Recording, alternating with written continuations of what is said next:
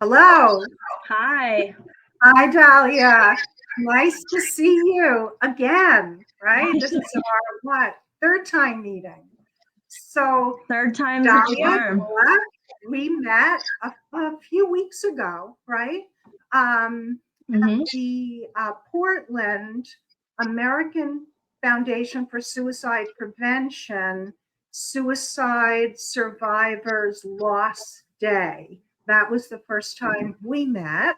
And I remember you very well. I especially remember the ending in which you, as a music therapist, were leading the survivors in a musical experience and honoring the grief and the memories of loved ones lost.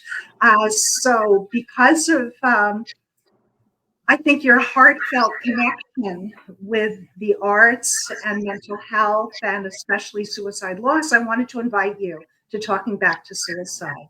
So please, introduce yourself and we'll begin our conversation. I wanted to say that Kino, my co-host for Talking Back to Suicide, is so sad that he can't join us this morning. As you know, he's in South Africa and he's traveling today and hoped to be able to do the podcast with us, but he just can't. But we're going to invite you back in a couple of months for a return engagement and an update. So please tell us about you. Hello. Thanks for the introduction so far. Yes, my name is Dahlia.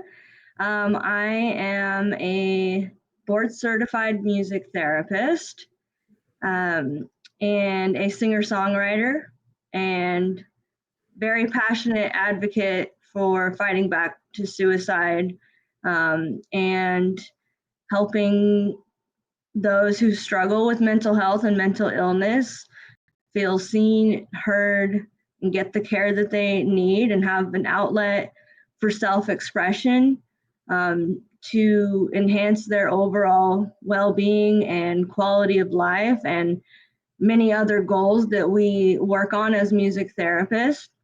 But yeah, I'm very passionate about the problem and the huge problem that we have in our country with suicide loss.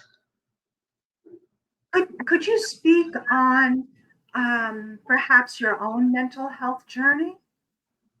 Yes, it is a journey for sure. I personally do struggle with mental health and mental illness. I have struggled for a very long time. I think I started seeing a psychologist when I was 12 years old.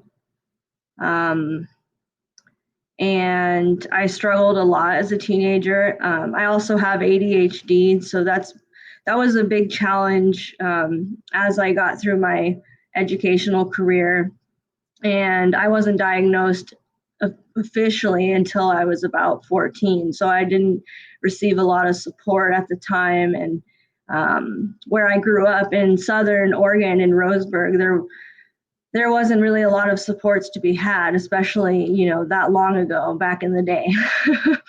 But yeah, I come from a very a background of struggle and triumph, and I was raised by a single mother who eventually ended up receiving a kidney and pancreas transplant. So I spent a lot of time sleeping on the couch at the hospital as I was growing up.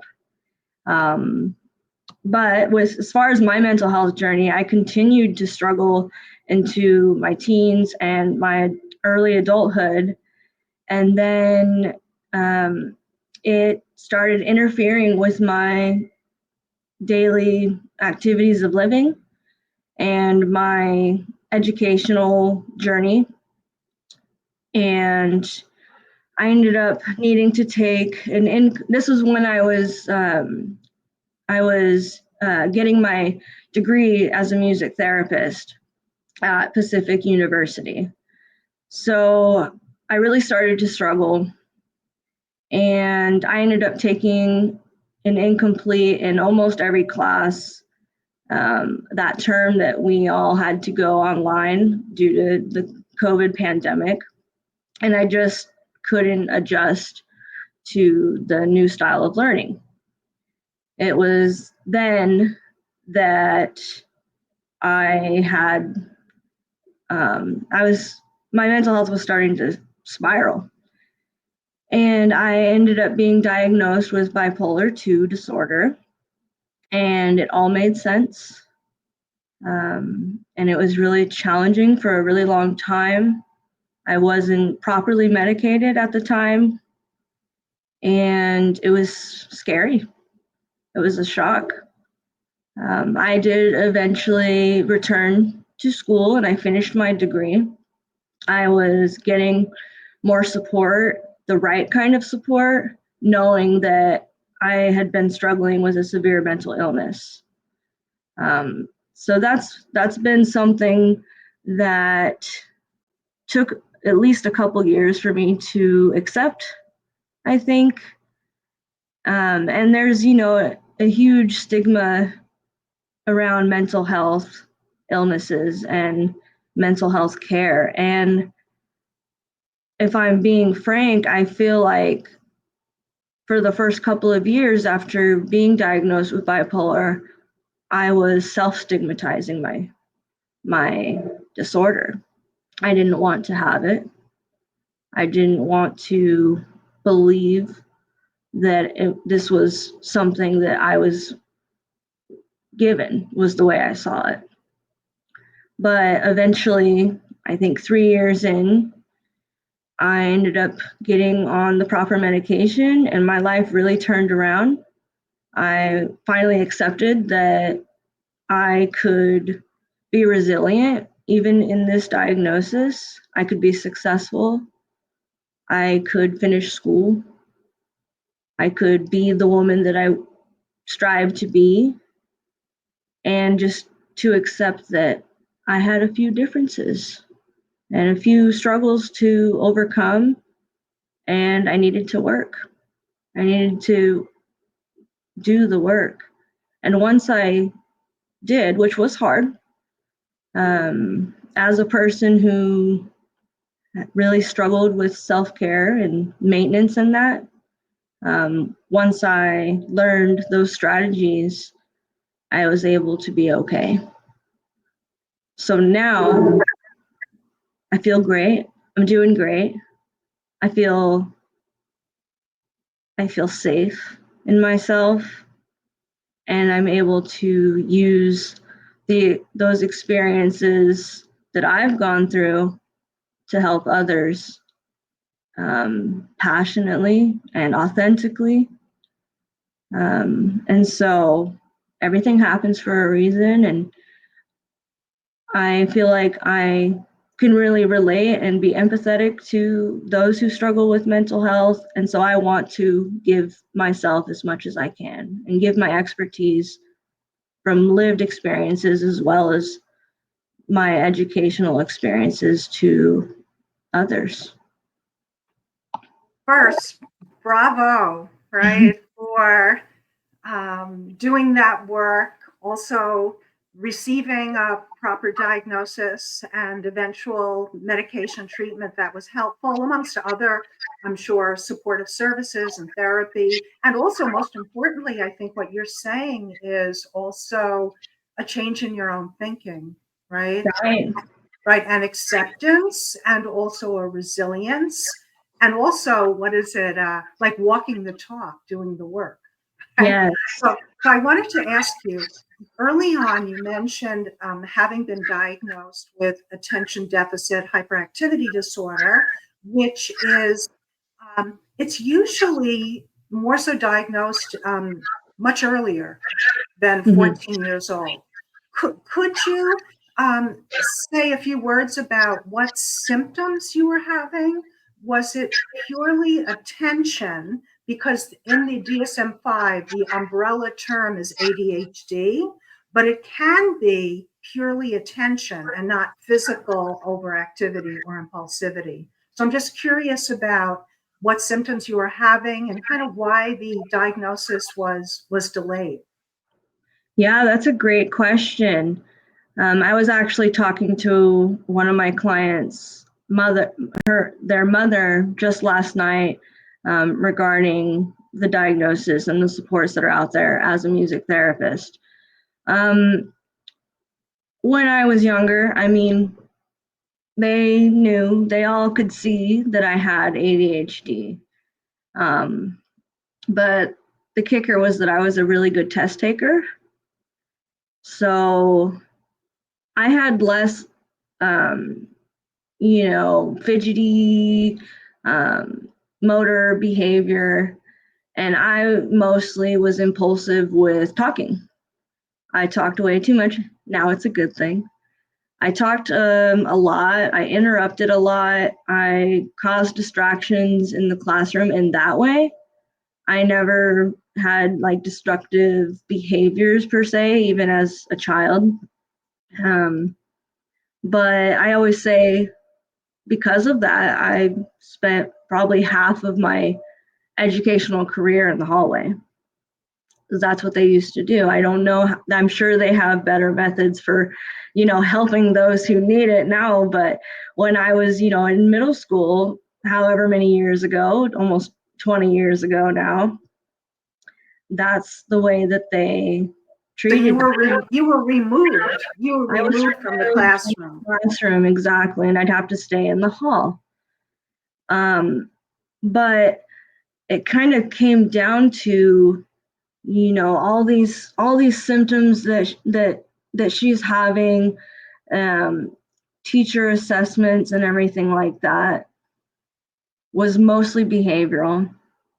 And I still have a really challenging time with executive functioning. And that's probably my biggest challenge as an adult. Could you define what you mean by executive functioning? Yeah, for me, that's things like being able to organize your thoughts, being able to organize the things that we do, like being able to plan and implement those plans in some way, like to be able to find routine in our normal socially acceptable lives. So for me, that looked like losing losing papers, losing homework, not being able to keep track of the things that were expected of me, not forgetting to turn in things. And a lot of times others would see it as me being lazy or something like that, those type of stigmas. But in reality, it was like, I forgot. I forgot. And I couldn't write it down in a planner because I'd lose the planner. But for some reason on standard tests, I did just fine. And so they didn't do any type of intervention or IEPs with me. But I also truly struggled with a learning disability with the coming from the ADHD.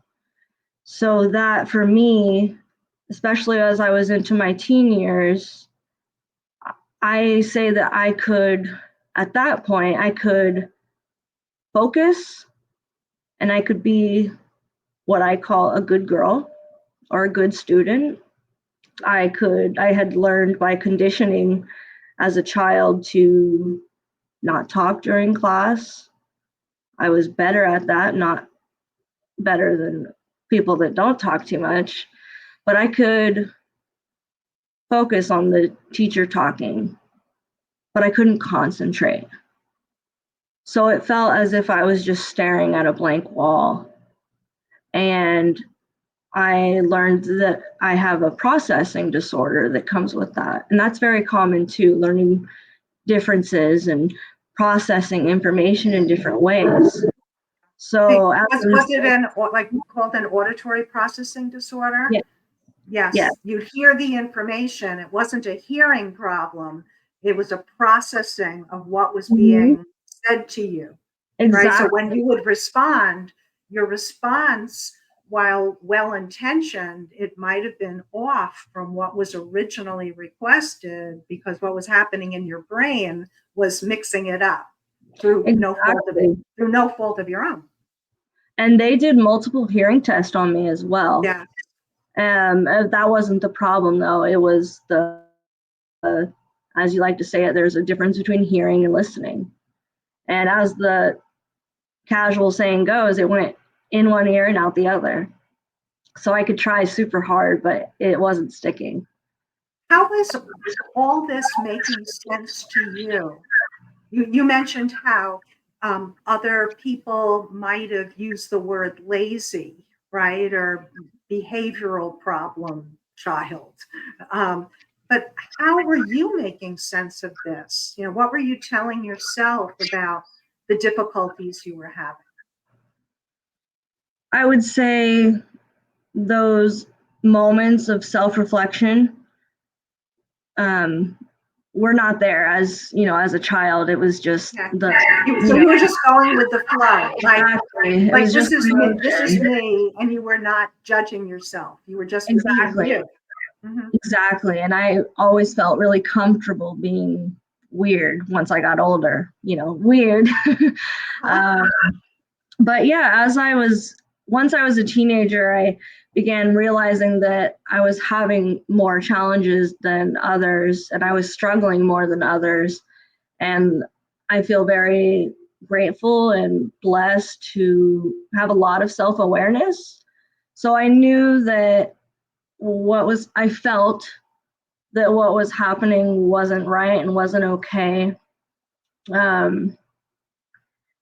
I know that scientifically, one, usually girls are diagnosed with ADHD less than boys, but also we tend to have really low self-esteem.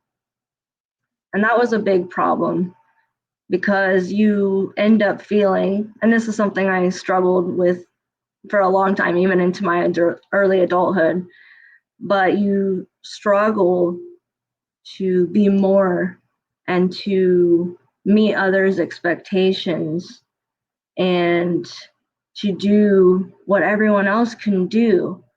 A lot of people pleasing type of behavior. And in regards to that, one thing I like to tell people about how it feels for me, even now, is that with my ADHD, I felt like a perfectionist who couldn't accomplish those perfections. So someone who was obsessed with doing everything right and being organized and being able to produce the work, but it was unattainable for a long time. So it was challenging to feel good about myself. I always felt like I wasn't living up to the expectations. And I was told my whole life that I had potential. And now that it stung for a while. It's like to me, it was like a backhanded compliment, right? It was like, this is how you're doing. But you have so much potential with the butt. Yeah. Mm-hmm. So I was always trying to live up to my full potential that was defined by others. You mentioned more so continuing to struggle in your teenage years and a bit into the young adulthood. Were you experiencing anxiety or depressed mood or elevated mood, or what other difficulties did you start to experience? I was diagnosed with generalized anxiety disorder around 12. That's why I first started seeing a psychologist, and I still have that. It's lesser than it used to be. I used to have anxiety attacks as a child. Was it also like a panic attack of physical symptoms as well as the emotional, or was it more so like emotional overwhelm? When I was younger, it was mostly physical. I couldn't, at the age of 12 and 14, I didn't process too much of what was going on. And I didn't feel like at the time I was overthinking all the time, like some other people tend to have those symptoms, but it was very physical. I would have a hard time catching my breath. And that's how it felt for me. Like I would breathe in, but I couldn't get the diaphragm to do what it was supposed to do and get that like relief and actual full on breath. So it was just that shortness of breath and it would last for a long time. And, that started making me more anxious, of course. But yeah, it was mostly physical for me when I was younger. As I got older, that did start to go away a little bit and it was less frequent, but I would overthink about things that had already happened. So I've always been an overthinker when it comes to what happened, how it went, how I acted, and things that I said, rather than thinking about what's next. So that was kind of interesting. I always felt like, oh, I should have done this or I should have said that, but I can't change that. And get into like a vicious cycle, right? Exactly. Thinking about the past because the past is done. There's Yeah. nothing we can do, right? Yeah. And perhaps it made you feel frightened to move forward. It's almost like making the past perfect before we Exactly. can venture forth into the present and the future. Yes. And I would say most of all, aside from the executive functioning, which I became kind of used to that struggle because it was for a long time, I was very depressed in my teen years. I struggled with depression a lot. This is before getting my diagnosis of bipolar disorder, but I had a lot of suicidal ideation and a lot of suicidal thoughts. Luckily for me, I never quite acted on it. But I didn't want to be here for so long.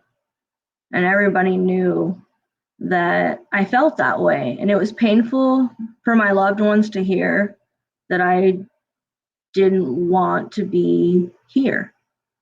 So However, would you tell your mother that?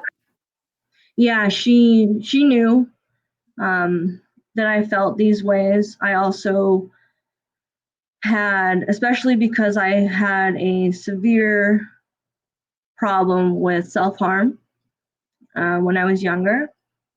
The story keeps going. At 14 years old, I was admitted into a psychiatric health hospital. And it was because I was severely self-harming myself. And that definitely changed my life for the better. I was there for a short enough time, but the actual self-harm I was able to stop for a long time. Was that self-harm? And only share if you're comfortable doing so. Was the Sure. self-harm cutting or something else? Yes, it was cutting. Yeah, so they knew that I needed help from a young age, but I struggled a long time with those feelings of wanting to leave. But it was the interesting thing, I think, was that I'm such a bubbly person. That is one of my best traits. I am happy-go-lucky. And at the time, now I'm happy-go-lucky for great reasons, thank goodness. But I always seemed so happy-go-lucky. I smiled, I laughed, I'm still very outgoing, always have been. I could talk and hold good conversations. So I always said it was on the back burner all the time for me. And I didn't necessarily feel like I was putting on a show or anything, but I was able to just shove it behind, you know. We're talking about those depressed feelings and suicidal thoughts were kind of in the back. Mm-hmm. Yeah. They just felt like a part of me for a long time. But I mean, I was socially okay in those ways, and so people didn't know, you know. And my mom, at the time, she didn't know what to do. She didn't know how to help me. And I remember, not at the time that I was 14 and struggling with those things, but when I was in my late teen years and still struggling with emotional ups and downs, she told me that, I'm sorry that I didn't know how to help you and I didn't know what to say. And I've experienced those things too, and that I have not known what to say or what to do to help someone when I was younger. But looking back, what do you think, um, if possible, your mother could have said to you that would have been of help? I think that,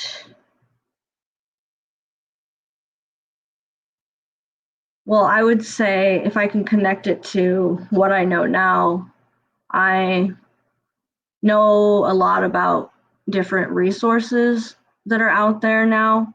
Once I started attending the Out of the Darkness Walks for Suicide Prevention, was my first real exposure to many resources that can help me, such as your campaign and your mission. But I think if my mom would have had those resources to help me, then she could have done a lot more. Because even if she didn't know what to say, she would have been able to help me find someone who might have known what to say. But I really think it comes down to a lack of resources. Making me think, Dahlia, it would be interesting to know on school websites, do they all now in their resources section, right, have a whole section on mental health? I would imagine, I hope they do. But if not, that would be so important. And also on first day of school orientation for students, there ought to be a first day orientation for parents in which this Yeah, kind of information is shared. yeah. Right? That's Because a great idea. in here in Oregon, where we are, right, suicide is the 10th leading cause of death overall, and it is the second leading cause of death for I think it's 10 years old, maybe up to 34 years old. Wow, that's scary. Um, so you mentioned having kind of ups and downs, right? Mhm. And up and down can be within kind of a normally expected framework, or it can be the parameters can be stretched a little bit too much in either direction. So when you say ups, were you having any unusual kind of ups when you were in your teenage years and young adult? Surprisingly, looking back, I don't feel like my ups were like they are now. Um, when I do have them, I think it was mostly demonstrated in the way of just being hyperactive. But relating it to the experiences I've had as a young adult and now, in the last few years, it wasn't like that. It was mostly depression. So it And was interesting when I started experiencing hypomania. could you say, describe a bit about the hypomania? And just want to say that with bipolar disorder, there can be bipolar disorder, Roman numeral 1, which is mania and depression. And then there's bipolar, Roman numeral 2, which is hypomania and depression. And with bipolar disorder,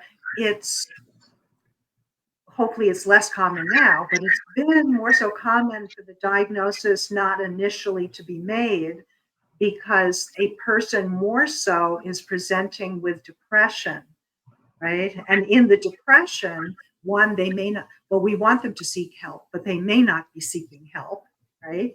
And two, if perhaps their mood had been a little hypomanically elevated, the person may not appreciate that it is hypomania, might just be thinking, well, I'm feeling better that day, right?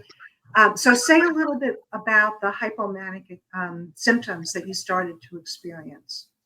Yeah.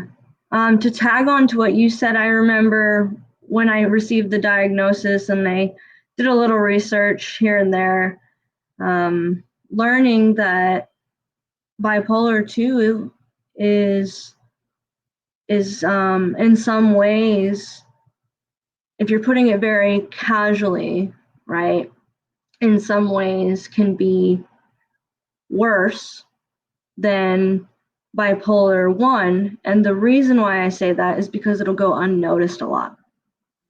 And so people don't receive the proper care because the downs are down, but the ups are energetic or talking a lot. But for me, I'm glad you asked because I feel like I had some really different experiences with hypomania than what I've learned and been able to research and just kind of general knowledge. And this is what made being diagnosed with bipolar, and even a little bit before having bipolar, made it so hard and scary for me. And I use the word scary very liberally. So that was the biggest feeling that I could feel, was scared. I tell people, I said, I play it off light, but I say, you know what? I really wish that my hypomanic states were euphoric, like a lot of others that I've learned about. A lot of people are in a good mood. They're a little more energized, a little more talkative, maybe getting some more stuff done, maybe doing a little bit more art and creativity till 3 in the morning. Who knows? There's different ways that it looks. But for me, it was very painful to be feeling like something was off.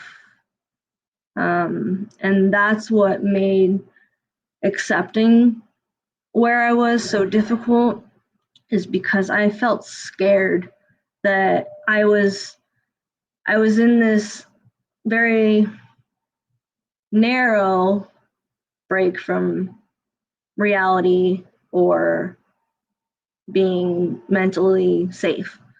So it was a lot of dissonance. Instead of going with it and being not super aware of my mood changes, I could see them and I could feel them, and I hated it. And so it was really challenging for me to move forward because I was like, this isn't right. I'm not supposed to be feeling this way. Why is this happening? And, why, just why, and I struggled with that. And it was really interesting. You mentioned you felt, quote, off, right? Was the change in your mood during a hypomanic state, were you feeling irritable or edgy? Or I'm not quite sure what the off is. It felt different to you, right? What was the type of difference you were experiencing? I would start by saying it didn't feel like an energy change so much as a mood change. My mood was affected, and I was a lot more irritable. I was more agitated and snappy and uncomfortable, and I felt helpless too. So with, my loved ones, I felt anger that they weren't able to provide me with the support that I needed in the moment. And that goes back to, again, a lot of people don't know what to do or what to say when someone's struggling like that.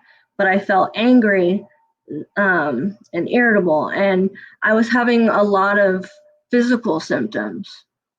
I feel like I've always had these physical symptoms of the stress or the depression or even the bipolar. And so I felt during these times, I felt out of control, which not being able to control either your feelings, your thoughts, or even your surroundings is always scary. But I felt like I had no choice to be irritable and to be sleeping less, as well as the physical symptoms that I was having were really uncomfortable.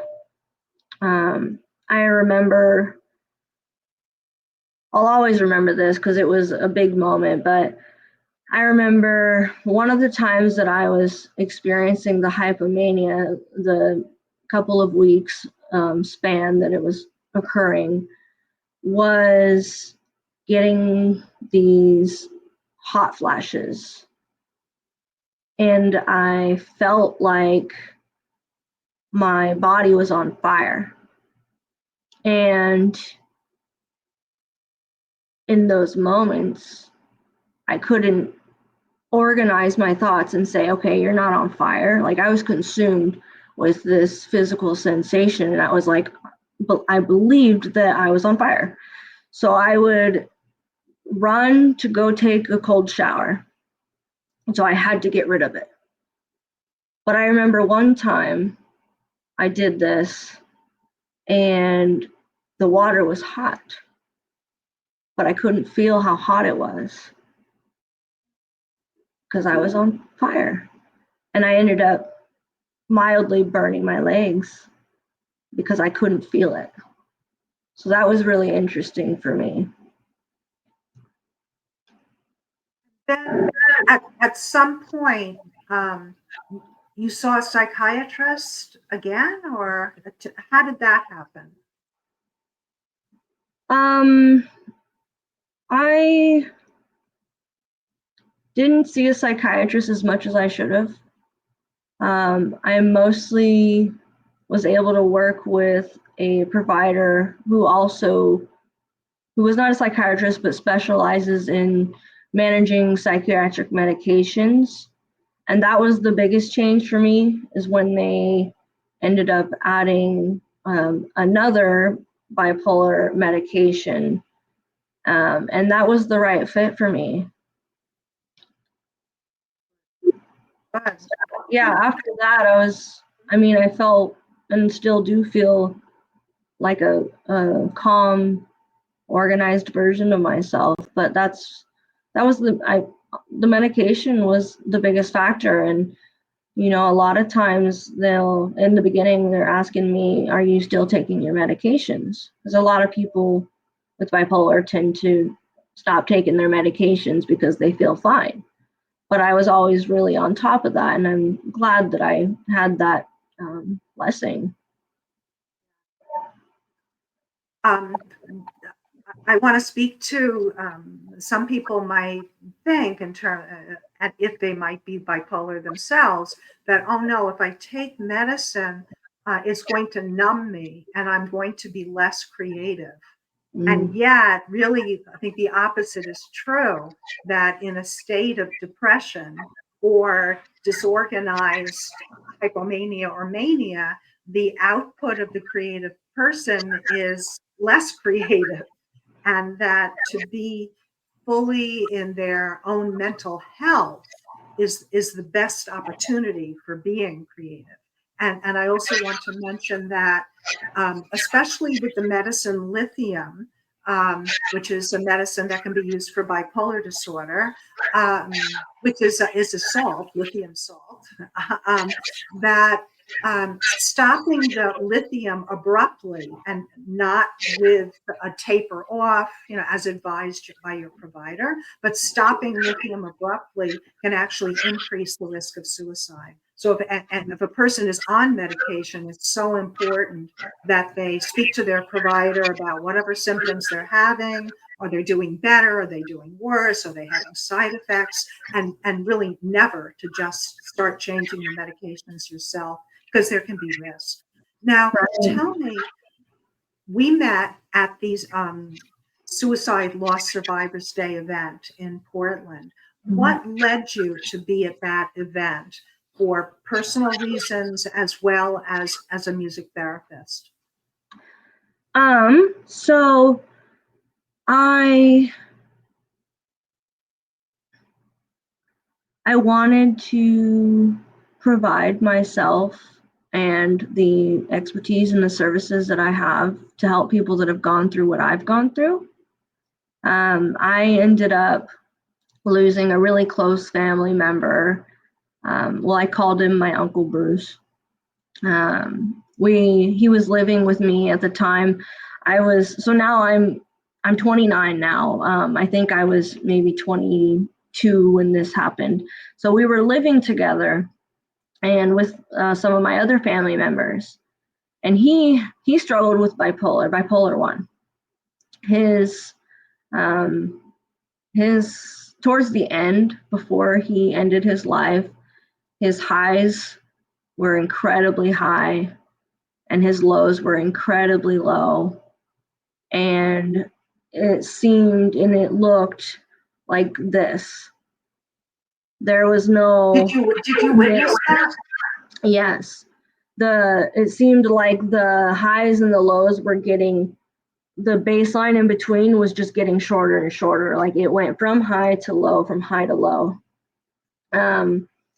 And he ended up committing suicide at the house. And that was really scary. And it really broke me for a long time. I cried for a long time, hard. And then shortly after that, the man who unfortunately died in a car accident, he was the donor of my mom's kidney and pancreas. His son, because we were still in very close contact with his widow, so their son ended up committing suicide at 12 years old.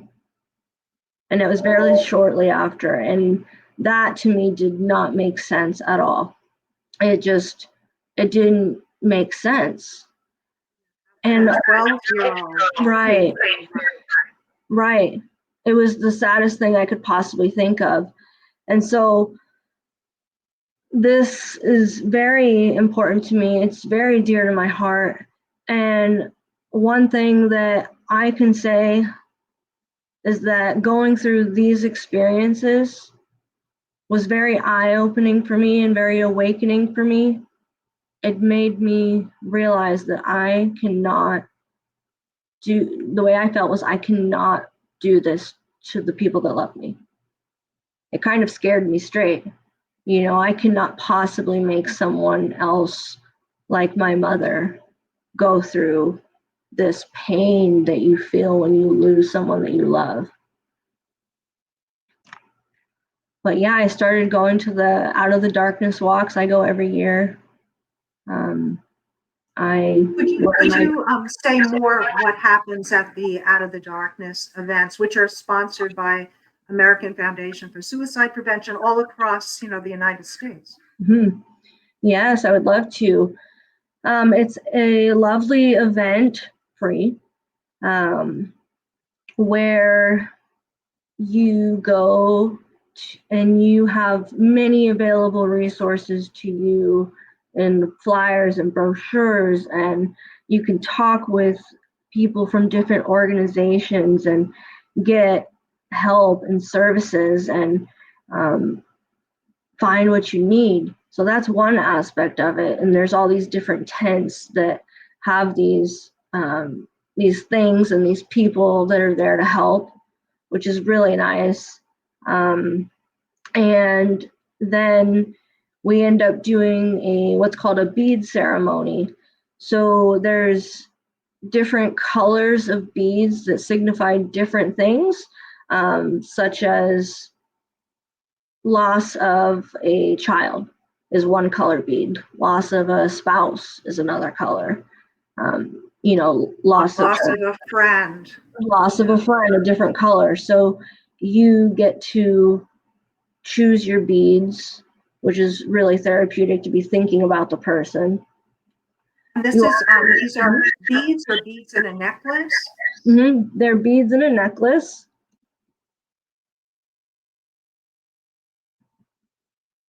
Yes. Oh, okay. I thought I lost you. No, there you are. Yes. Yeah, they're beads in a necklace. And so you choose your beads.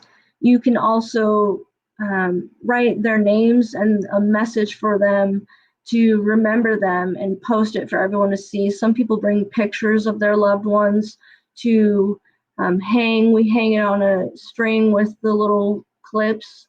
So it's like a memorial for your person, which is really nice.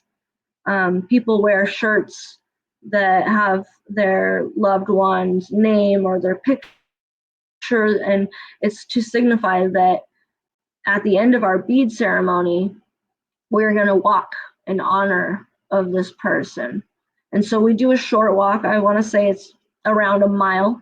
And we walk to resemble and to remember our loved ones.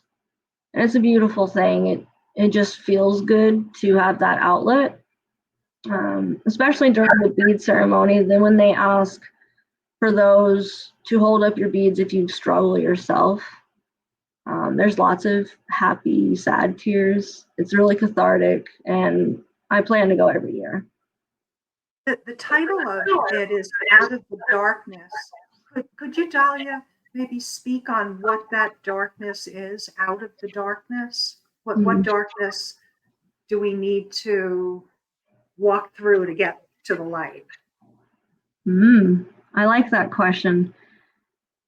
To me, it means, one, walking out of this dark hole of pain and struggling with grievance, walking out of the sad parts of yourself that you associate with this loss, and you're walking towards the light of remembering the good things, maybe accepting all that you can accept in the moment, as well as being able to connect with others. That's a huge thing.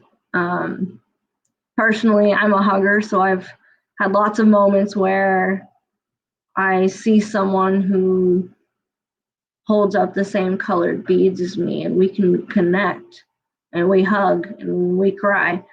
And it's walking into this light of being with others who have experienced the same thing as you, to know that there is a light at the end of the tunnel. When you and I had met for the second time, right? First was at an event, and then we met at a coffee shop and spoke more to get to know each other. I think you shared with me that at that, was it out of the darkness event that you were also singing, right? Could you share how that happened? Because I think that also encouraged your being invited to the Portland event a number of months later. Yeah, I love that story. So while I was there, I was at the primary organizer of the event, the AFSP, I went to their tent to get resources for myself and for clients and for anyone who needs them, because I need these resources too. So I went and they had a happy drum, or it's called a tongue drum. It's a little cylinder and it's got different tones and you use a mallet. There was a happy drum there. And so I went up. And are you saying a happy drum, like HAPPY, or another? HAPI. Yeah. That's one brand of it, but they're also called the tongue drum. Mhm. So they had one there. And so naturally, as a music therapist, I start playing it. And as I'm playing, the sun comes out. And so naturally, I start singing, "Here comes the sun." And then Joan, who is the director and or founder of AFSP, her and the president of the AFSP joined in perfect harmony with the do do do do. And then I kept singing, "Here comes the sun," and I say, "It's all right."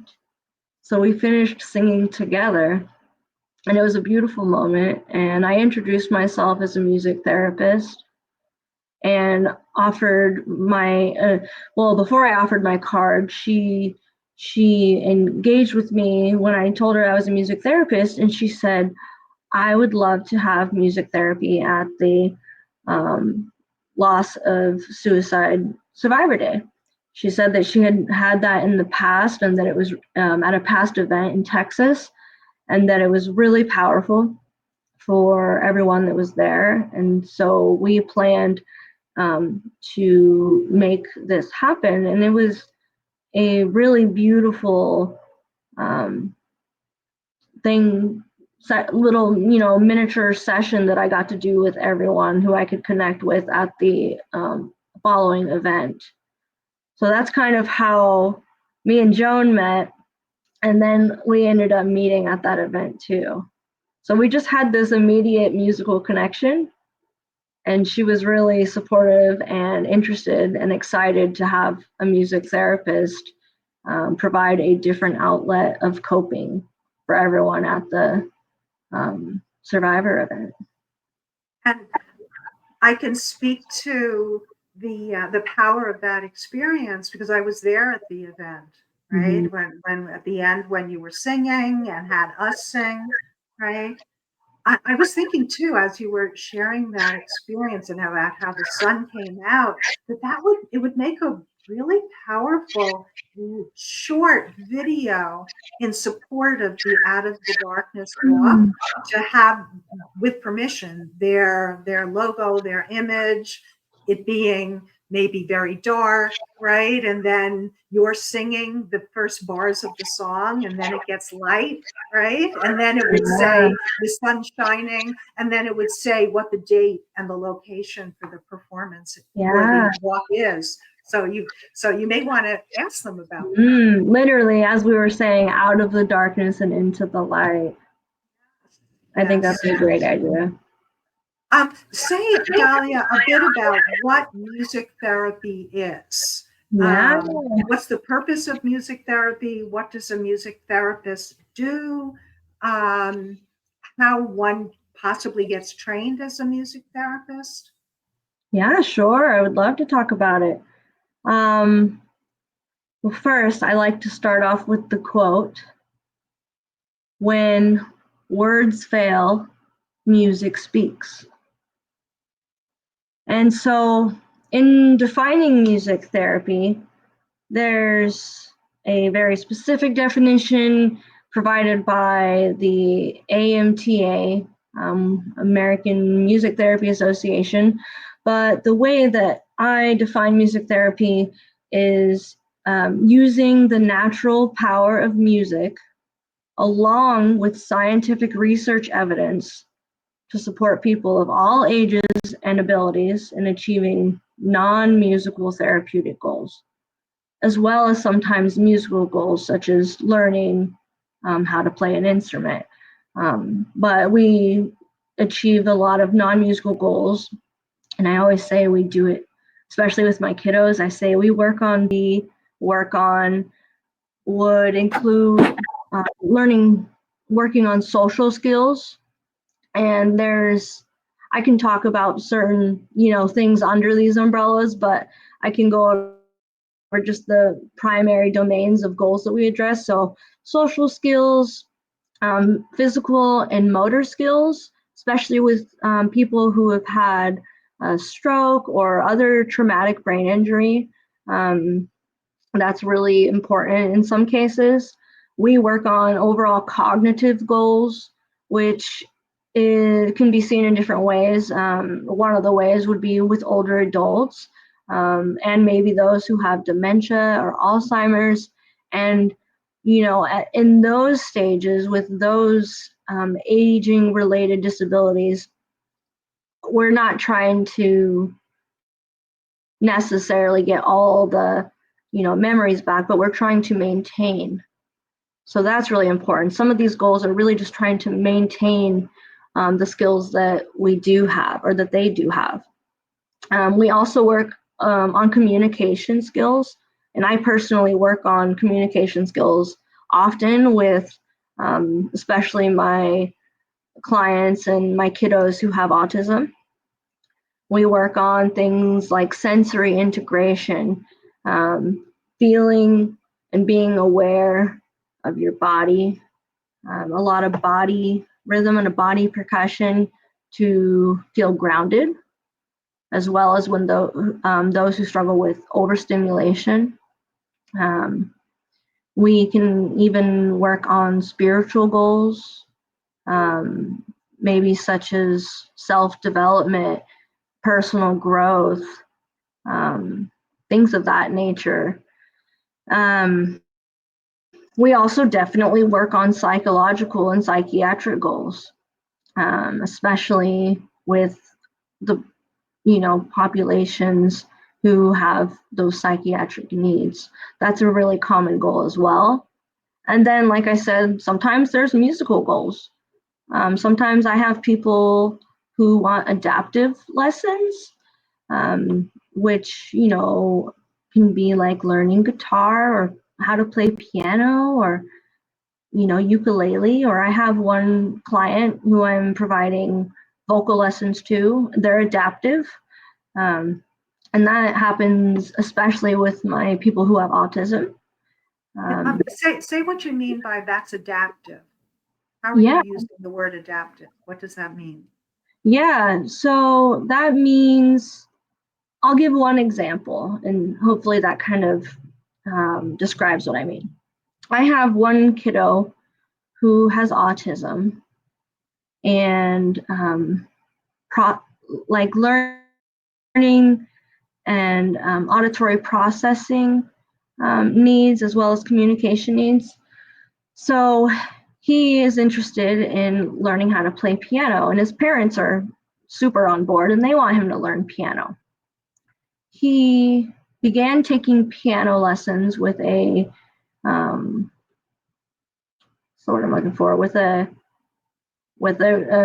standard piano teacher. And this piano teacher didn't have the proper training on how to teach someone who has these learning differences, and was, from the parents' point of view, unsuccessful due to not knowing how to navigate the attention needs, and how to simplify and break down things and go the right pace for the right kiddos. And so one of that client's goals is to learn piano. So I'm starting from the very basic foundation of teaching him the smallest 4-note piano part that we get to play together once he gets it down. But embedded in those goals of playing piano with him is working on getting him to increase his ability to pay attention and to concentrate. And so that's the foundation for him. So I have these skills to where I have the experience of working with those who have autism or maybe physical needs, and I know where to start with them in order to get them to where they want or need to be. If someone, let's say an adult, were experiencing depression, right, and they were interested in, besides perhaps a therapist, a healthcare provider, be that a psychiatrist or a nurse practitioner for assessment and possible medication, but they were interested in music therapy. A couple of questions I have. How would music therapy help a person who's feeling depressed? How does music and the therapy behind music therapy help with that? That's a great question. Many answers that are popping up in my head. So in this instance, for an adult who's struggling with depression, just like other therapists, we have an assessment phase, but it's not, paperwork on their end or anything like that. It's what I'm observing, and it's a time period of maybe 6 weeks or so, where I really get to know the person, get to know as best as I can them on a personal level. And the first step is building a rapport, building a trusting relationship, so they feel comfortable and heard. And then from there, with an adult, we can usually come up with goals together for what they want to work on. And if not, then I have suggestions from what I've seen and what I know. But we can work on specific goals, maybe such as coping skills, coping strategies, learning how to maintain self-care, learning the importance of all Would those. you be using specific songs in treatment to do that, or listening to music without lyrics? How would it happen? How would it happen? So Yeah.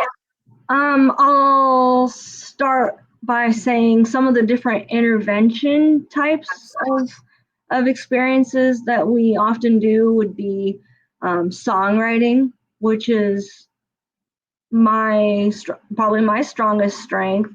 And so I feel pretty good about helping people express their emotions and finding words that they can put into music. And it's a process, and it's a really therapeutic process. So we do songwriting, we do lyric analysis. So maybe they have a song that is one of their favorites, or a song that they feel really cathartic when listening to, or maybe they makes them happy. And a lot of times I'll learn the song like on guitar or piano, and we will sing through the song together and then talk about the song, talk about what those certain lyrics mean to you. So it's just with lyric analysis, we're working on being able to reflect outwardly the things that maybe are not getting out right now, because maybe they're just circling and cycling in our heads. So it's a healthy way to get things out on the paper. So that's really nice. Sometimes we do just listen to music. It can be with lyrics or without lyrics. It can be for different reasons, maybe to do breathing exercises, maybe to feel relaxed or to feel more energetic. We do a lot of playing instruments, which is very therapeutic, especially rhythm. You got to get out those emotions. And can be fun, right? Yeah. Discharging the anger, discharging the joy. Yeah. Exactly. And that's something that we did at the event with the survivor of suicide lost day. We played lots of instruments and we went around the room and musically expressed how we were feeling in the moment and how we were feeling overall after the breakout groups where there was very serious conversations that happened. So like in that moment, they were able to have these vulnerable talk therapy type of breakout sessions, but then they were able to transfer those feelings, those thoughts and processes into musical expression. And the for some people it's like feels like no pressure, right? Like I don't have to talk anymore. I can just let it go or let it resonate, either or. So playing instruments is really therapeutic. There's a lot of scientific evidence about how it helps, especially with psychiatric care and veterans with PTSD. There's a lot of research there. But yeah, playing instruments feels good and it's fun. So that's a big intervention type that I use. We also do a lot of improvising. So improvisation, and that can be with the instruments or that can be with, singing whatever comes to mind. Um, and that's an interesting process too, because a lot of people don't realize that they have it in them to go with the flow and to just let it go and to be comfortable with someone like me. We also do like movement exercises and movement activity. Sometimes we dance with scarves, or we get to, for people that are having like chronic pain, even, I'll take scarves and we'll do our stretching and stuff to music. So it's an enticing way to relax and move your body. I've also done Tai Chi in sessions before. That's can be really powerful for people that want to do something like that, or just dance it out. Um, Also, I really enjoy doing creative art projects. So that can look like even something like coloring to music for people that like to color intricate pictures, or some of those drawings that have like motivational quotes are really nice. And so sometimes we can draw, we can paint to music, we can make collages based on kind of stemming from like the lyric analysis that I mentioned earlier. And we can make playlists, which is nice for people to maybe have a playlist of songs that make them reminisce and maybe meet them where they're at if they're feeling depressed in the moment, but then also have this other playlist of music that puts them in a more energetic mood or makes them happy. So, in that respect, I think one important part of music listening is being able to meet yourself where you're at. And this is called the ISO principle. And there's different facets of this, but as far as music listening, meeting yourself where you're at in the moment, feeling the feelings, releasing, and then shifting yourself through the music into a more positive mood when you're ready. So that's a way to do music listening and create these really memorable playlists. Yeah, I mean, there's a lot of fun, amazing things that we get to do. And with someone who's having depression, it's a lot about self-expression and coping skills. That's like the sharing and being heard, Mm-hmm. right? And being, in a way, being held by the music. And Yeah. the therapist, as it were, in that session. It's about being, I would imagine too, it's about being vulnerable, practicing vulnerability in a safe place. Right? Exactly. What kind of training does a person have to become a music therapist? Right. So we get we have a bachelor's degree at least, and I always call it well, some of us, not just me, but some of us call it the bachelor's degree that should be a master's degree because of how much schooling we actually have to do, plus a pretty hefty internship. So I went to community college for 1 year straight out of high school in Roseburg, Oregon. And then I moved here to Portland to go to Marylhurst University when they were still open. I went there for 2 years, and in the first 2 years there, I studied a lot of music theory, a lot of oral skills, like being able to listen to chords and songs and be able to write it down on the paper, so training the ear. A lot of music history and some intro classes of making music. You you have like one type of instrument that you would get into school with. So whether that's, for me, that's my voice. I'm a vocalist primarily. I always say I'm a singer, but I play guitar and I play piano. So you further develop that skill that you have throughout, but you also learn how to be proficient on every instrument. So I went to Marylhurst for 2 years. Then I transferred to Pacific University in Forest Grove, and there I took a lot of more clinical music therapy classes, things like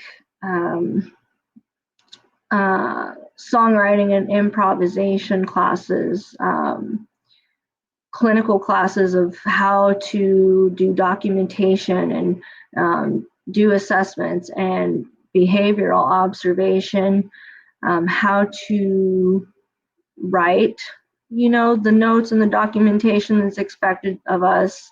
There was a lot of that.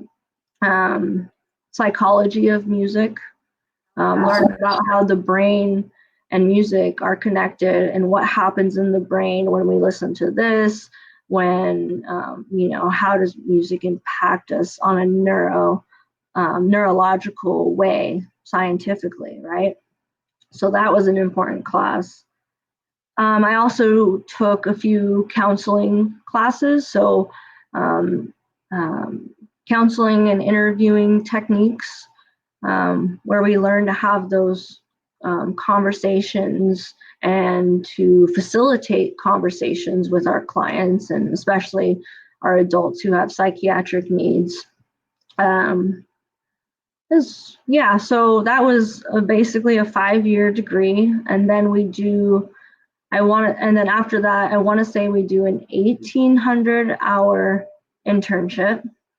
So I always break it down to say, if you were doing a full-time internship, 40 hours a week, it would take about 6 months.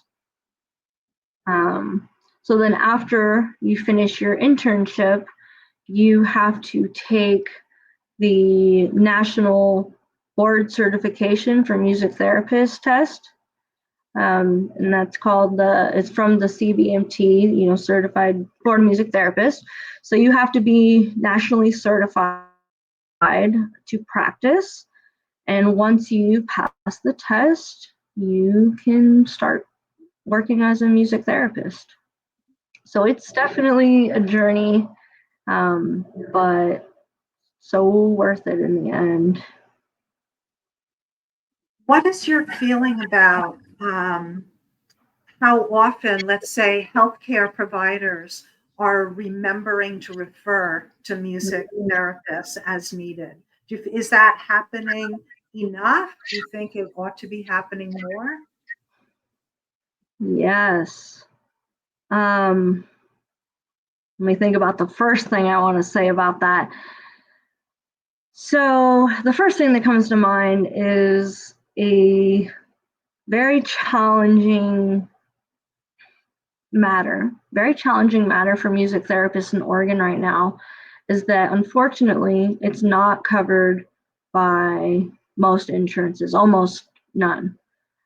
It is covered in multiple other states, but not here. And we have tried to go to the state and try to get the regulation passed and the legislative law passed to where we can get covered under insurance and serve a lot more people. So far, it hasn't been successful.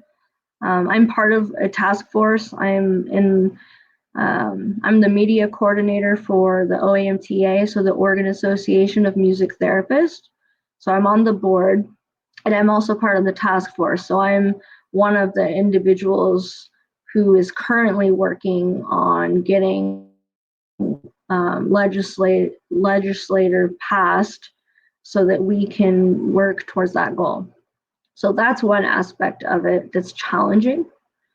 On the other hand, I'm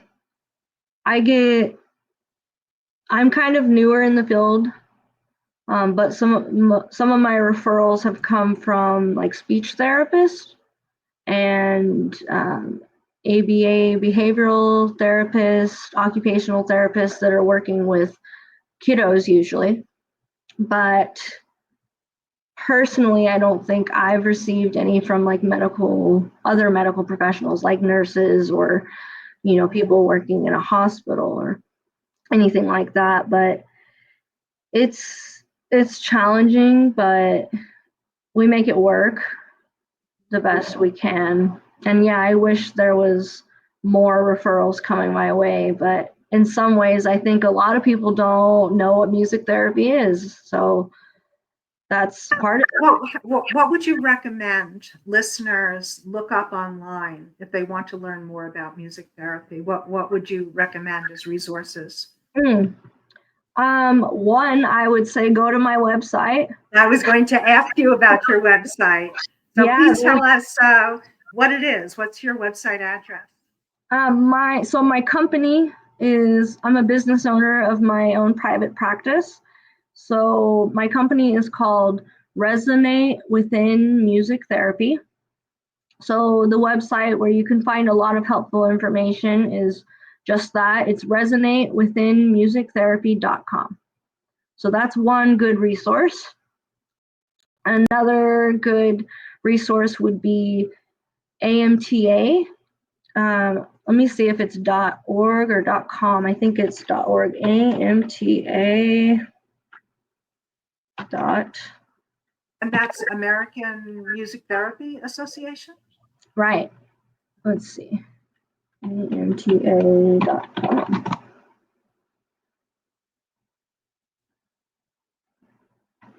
Sorry. That's okay. Here we are. Oh, okay. So the AMTA is American Music Therapy Association. But if you'd like to learn more, the website is just called musictherapy.org. Musictherapy.org. Good. Mm-hmm. So that's a good resource as well. So want to thank you so much, Dahlia, for all of your sharing today. And there's been a lot on many different levels. And yeah. I want to thank you so much. Do you have any, maybe some final words you'd like to say on the theme of talking back to suicide? I'm happy to be here for one. I feel like I'm doing something wonderful. So thank you for having me. I would actually like to invite any of your listeners to go to an event that's coming up in February that I will be at, and I'll be talking more about what I do and doing some type of, musical demonstration like I talked about before. And there's going to be lots of resources. It's a mental health fair, and it is put on by the Oregon State Grange. So it's a multi-county event, and I will be getting more details of the time and the exact location here soon. So I could always make that available to you somehow. Yeah, Dahlia, let me know that, and I can post it on the Talking Back to, well, I can post it on the Hold On campaign Facebook. Yeah. Yeah, I'm looking forward to it. I think it's going to be a great event. So attend it if you will. Oh, yes, definitely. So thank you again, Dahlia. Dahlia, you'll be coming back in a couple of months when Kino is also here for an update, right? Right. So thanks again, Dahlia. Thank Bye. you so much. Bye, Bye. everybody.